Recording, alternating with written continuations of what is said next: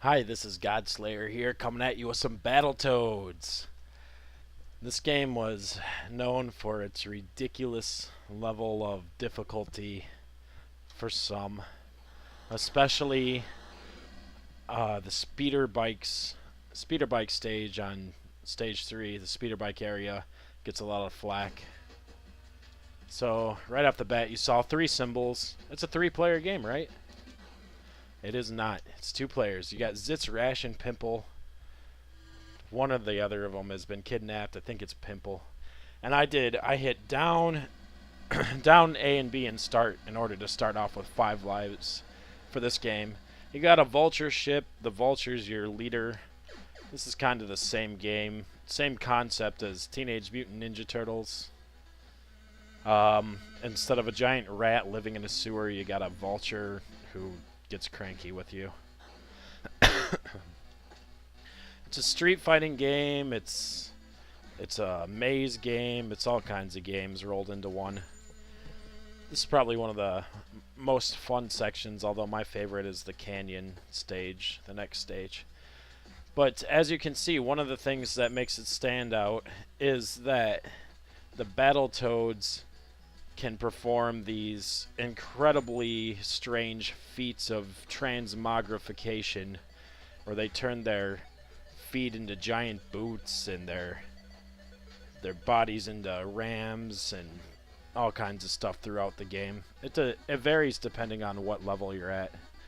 Oh, you can actually jump on those dragons and ride them around for about 20 seconds, but I don't really care all that much right now. So yeah, you can pick stuff up, you can punch, you can jump, and you can dash, and when you dash you turn into things. It's got a fun theme, a lot of good things happening, the music's good. Oh, pause music.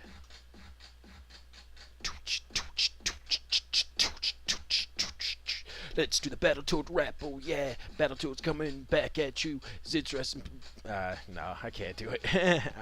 I wanted to do the Battletoad rap, it wasn't working. Anyway, you're fighting the Dark Queen. The Dark Queen has kidnapped some sort of space princess and also kidnapped, like I said, I think it was Pimple who got kidnapped, the biggest one. You can be all 3 Battletoads in different versions of the game. Something against my Saturn traps. Watch out, Toads, there's bound to be a whole toad load of trouble down in that crater. Alright, and there's a map in between levels too.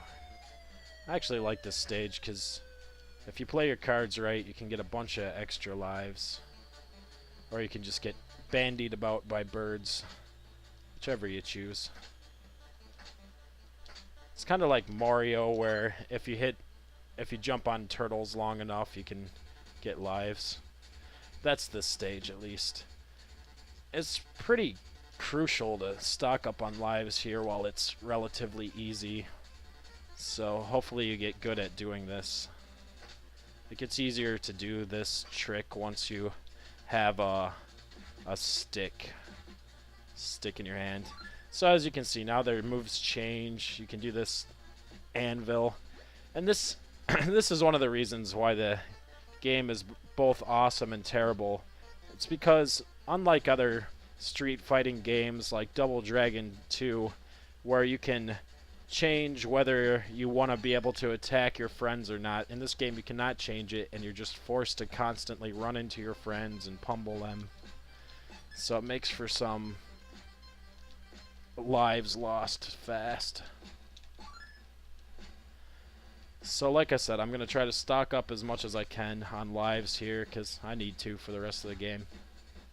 You also get lives once you get 100,000 points, but your score tops out at 99,999,999. I've topped it out on this stage before, so that's it for the extra live points. I don't know what else about it. They're green. They're frogs. As you can see, they eat flies to restore their energy. Apparently, their enemies are crows and robots. I don't know what's up with Nintendo games and birds like Ninja Gaiden. Why do you gotta have birds everywhere? Or I suppose I like these birds, huh? They're giving me extra lives. That sound you hear in the background is the extra life noise. Boodlink. Great noise. So, yeah, so besides being able to kill each other, one of the worst parts about this game was that if one player died and was forced to continue, both players had to continue from the start of the stage. But the player who didn't die would not get his lives back. So one player could have 2 lives. The other player just started again, used his cheat, and got down A and B cheat and got 5 lives, and all of a sudden you get hit with an anvil and gotta start over. So if you hate that but you still like Battletoads, then you can play Battletoads and Double Dragon, because that game's a lot easier to get through than this one with 2 people. I know I've been through that several times with my friend. These plant monsters apparently hate you for some reason. I don't know, maybe you didn't feed them. Feed me, Seymour! Feed me! I don't have any idea how many lives I actually have by now. I was not keeping count, and as you see, your hearts only go to 5. So maybe I have 200 lives, maybe I have 15. I don't know. Probably closer to 15 than 200. Oh! I hate losing the crows right at...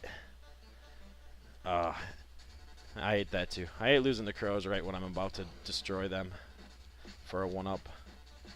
I could just hit them with an anvil, but get some bonus points for no apparent reason. It's kind of fun. We are now descending into some cliffs for, I don't know, we end up chasing the mothership throughout the galaxy for a while. I don't know what's going on in this game, really. But yeah, it's got a lot of varied play because it's got racing areas and the jet bike area and flying on different kinds of jet area and surfing area. But basically, riding on snakes, Karnath Slayer. But basically all of them lead to death if you're not very careful. Alright, so that was stage 1 and 2 of Battletoads. We'll take a break. Let's take a break and come back. In the next round, maybe do a couple more stages. Alright, that's Battletoads. I'm Godslayer. I'll see you later. Bye-bye.